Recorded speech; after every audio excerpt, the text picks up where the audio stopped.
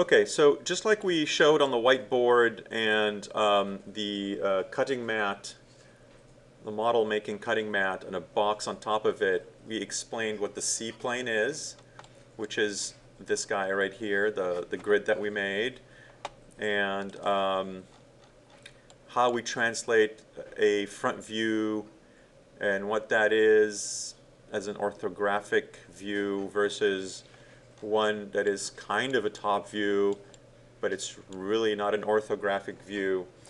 But the rest of these are orthographic. Front view, like we saw on the whiteboard, is looking from down here up to the x-axis, which is always red, and here's x, right? And right view, like we showed on the whiteboard, is coming from this side looking this way, which is this view, right? Okay, and the C-plane always shifts with the view, and it becomes perpendicular to your eyeballs, so to speak, right, from your vantage point. But notice here, we talked earlier about, hey, we have left views, and we have back views also. So where's my back view? I don't have a back view here. I want an orthographic back view. How do I do this?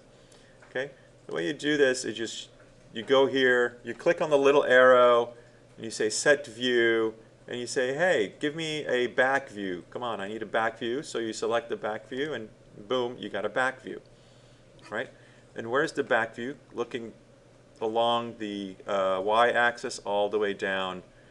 And this wall is in the background, right? And see, there it is in the background. You got a whole bunch of stuff in front of it. A whole bunch of stuff in front of it from when you're looking from the back. Okay.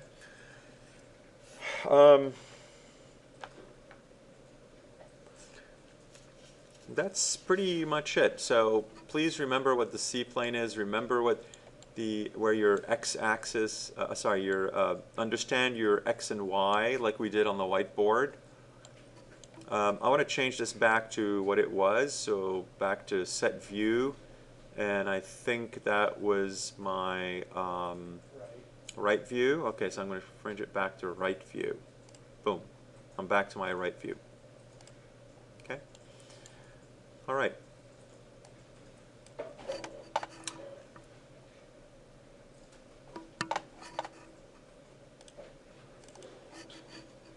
Okay, one more thing. So we talked about the y-axis and the x-axis, but if this is a 3D,